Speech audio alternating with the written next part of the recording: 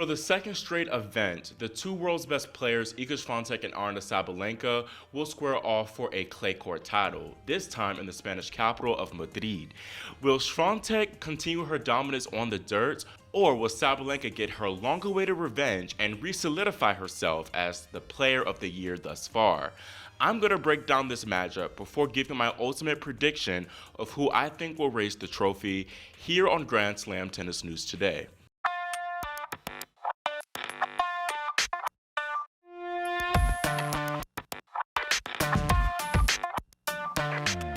Top-seeded Swiatek opened with two 6-3, 6-2 wins over Julia Grabher and Bernarda Pera before dropping her lone set of the tournament thus far to 16th-seed Ekaterina Alexandrova. She then resumed her dominance, crushing Petra Martic and Veronika Kudermetova, losing just 5 games in those 2 matches. Looking at some things that Iga's done well this tournament, I think for one, she served very, very well this tournament. I've seen a consistent high number of both first and second serve points won, and I think a major reason of why, first of all, a major reason of why she's so successful on clay is because she has a solid kick serve, but with a kick serve on clay, the ball bounces up higher and out of opponent strike zones, which makes it more difficult for them to attack it and take it on the rise. And in fact, I think that Iga's second serve can honestly be just as effective or even more effective than her first serve because how it gets higher up out of opponent strike zones. Iga, of course, has also been dominant from the ground and is almost always successful whenever she's looking for opportunities to open up the court. That forehand has always been a weapon. That's going to be a given as it's her best shot. But I've been particularly impressed with her backhand, especially her backhand down the line. It's just been a truly kill shot. It's been filthy, truly filthy out there this week. Aryna, on the other hand, first got her revenge over Sorana Cristea in the second round, beating her 4-3, and then she eliminated Camila Osorio 4-7, and then she took out Maria Andreeva in straight sets in the 4th round there.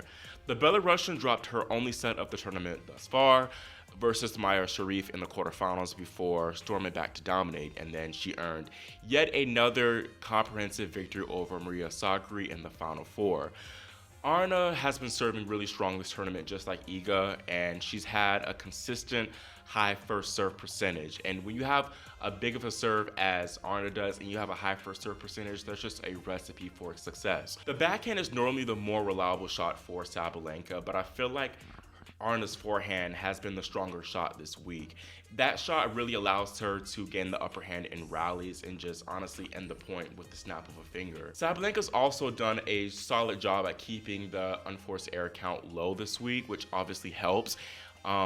However, I do have to say that we haven't necessarily seen the best or the cleanest tennis from Sabalenka, but I do appreciate how she's been able to weather the storms and win those crucial tight games, which obviously helps her earn more comfortable victories in the end. Looking at the head-to-head comparing these two women, they've spent about the same time or same amount of time on court this week in Madrid, about nearing 8 hours apiece. Iga leads it 5-2, but looking more specifically, as I just said, at the clay head-to-head, Swiatek has won all 3 of their clay court encounters and has not dropped a set. She's won all of them decisively.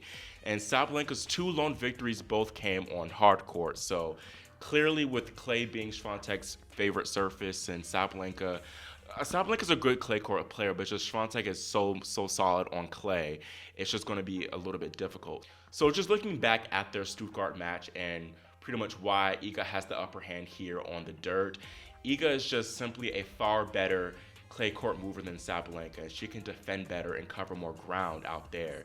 Now, for her to remain successful, she needs to continue to exploit Sabalenka's movement, weaker movement and defensive skills on clay, and she did a great job of that in Stuttgart by using her angles, opening up the court with those forehand cross-court angles, just getting her pulled wide off the court, and then working her way, taking advantage of the open court, and she just could not catch up. No matter how fast Sabalenka was, she just could not defend those shots. Sabalenka is much more effective when she's standing and delivering as opposed to on the run. Sabalenka's power is probably her biggest asset and biggest, advantage and strength against Swiatek, but it's definitely dampened a bit by the clay, as Iga has more time to prepare and is less rushed on that forehand, which can sometimes break down under immense pressure. The main thing for Iga in this match is to remain aggressive and take matters into her own hands, similar to how she did in Stuttgart. I keep saying it, but Iga plays her best tennis whenever she steps up to the baseline and just really takes it to opponents and looks for opportunities to win points herself, rather than when she's defensive and just waiting for opponents to miss. She struggled a lot against Alexandrova when she took her foot off the gas, which enabled the Russian to step up and consistently put the pole on her back foot. Sabalenka will definitely do this too if she's presented the opportunity. On that note, Iga should continue attacking the Sabalenka second serve.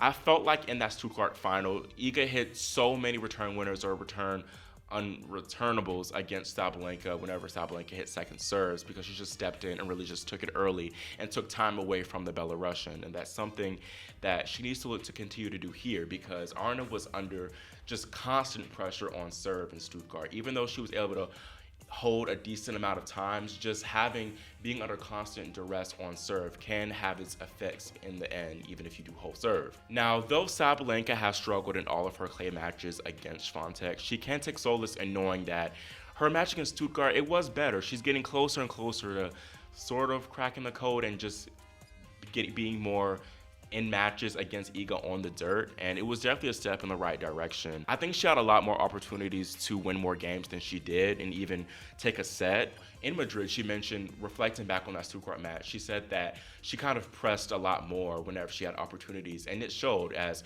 whenever she was leading, whenever she had chances to even not only hold easily but even break Swiatek, she just went for a little bit too much. And I think a lot of that is due to the pressure of Iga, as she kind of, with her excellent defensive skills, she kind of makes you go for more, makes you believe that you have to go for more than you might need to. And that's where possibly Sabalenka needs to come in and be more effective with her volley. She is a decent volleyer, but even I've noticed against Sakari, for example, she doesn't necessarily place her volleys as well as she could, which leaves her open to being passed. And obviously the same can happen with Swiatek, who's probably a better passer than Sakari is. I also do not think that Aryna attacked Iga's second serve nearly as much as she should have, and she did not really apply pressure at all to the pole. That's one thing I noticed in their match in Rome last year that really frustrated me about Aryna, is that she just let Iga kind of get away with some shorter second serves or some weaker second serves, and just standing back and getting the return in play is not good enough, because any ball, even if it doesn't land in the middle of the court, but any ball that just allows Iga time, she's going to take advantage and she's going to get Aryna on the move. That's the main thing that Iga's going to try to do, is just get her on the move and to dictate play. So I think that Aryna needs to do something different and step in and really take these returns early on, like she did in their WTA Finals match. I think that was a very effective game plan there, and I think with the conditions in Madrid, as I'll hit on later, that those conditions will enable her to do that, to attack effectively those second serves. On the flip side, Aryna has got to serve well consistently. She cannot have two decent serves, two aces, and then double fault, or have weak second serves that Iga can easily attack, because Iga is an excellent returner and will make her pay in the end. Now, for my final prediction, I am going to have Iga take this match in 3 sets. And there's one, I guess, pretty much main reason why I say this. And that's, I guess, as aforementioned, Sabalenka, she's been very clutch this tournament and has been able to turn things around when her back is against the wall and when she does not.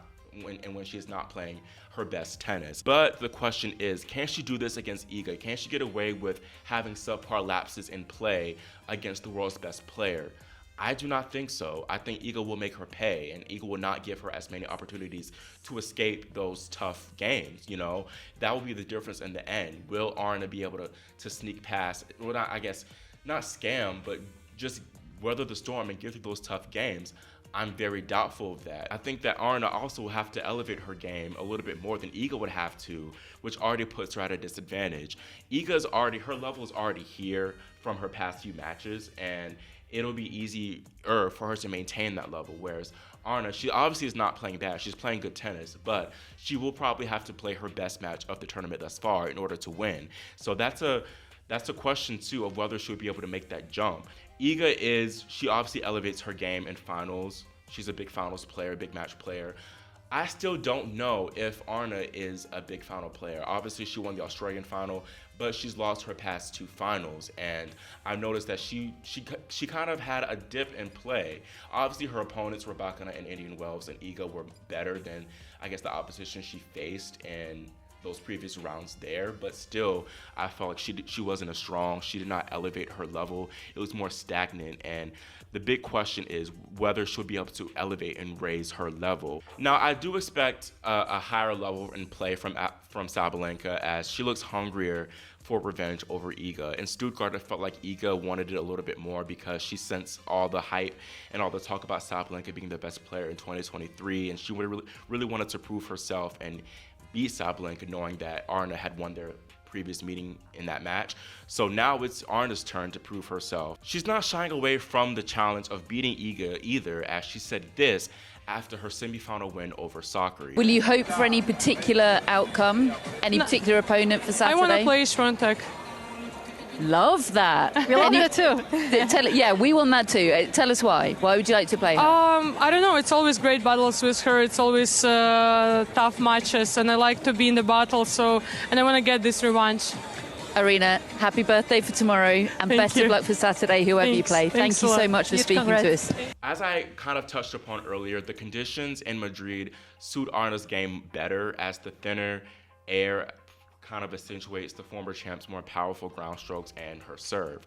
Still, with that in consideration, I think Iga will be too strong and will add yet another trophy to her mantle on Saturday.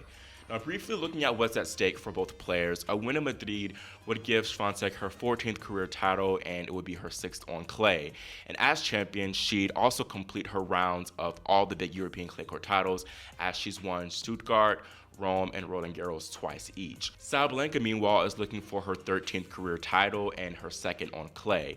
A win will make her the 4th player to win Madrid more than once, joining Serena, Simona Halep, and Petra Kvitova. Now, Iga does have a little bit of a chip on her shoulder as well, as though she's won 2 titles, they have been 2 500s, and those are pretty big tournaments, Doha and Stuttgart, and she beat some high-quality opponents in those tournaments.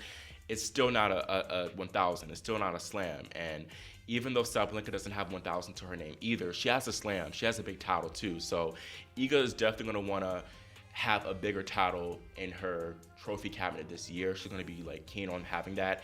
And she hasn't had a 1,000 level title or higher since she won the US Open. So for her standards, I guess it's been a while since she's lifted a big trophy. Sabalenka, though, also, she hasn't won a 1,000 title since she last won Madrid, which was in 2021, and plus she's going to be looking to add more clay court titles to her resume. So definitely quite a bit at stake for both these players.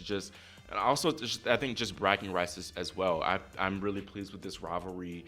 I think it's great for women's tennis to have just the 2 best players go back and forth like this consistently on the top stages. So definitely, I feel like whoever wins this match, I feel like can have bragging rights as, I guess, the best player on tour. I'd say that. I'd definitely say that for me in my rankings, because here, actually, I don't know, because both of Iga's wins would be on clay, not hard. So I don't know. I think for many people, at least, whoever wins this match would be the top player of the year. So let's get ready to rumble, ladies. Let's see what y'all got.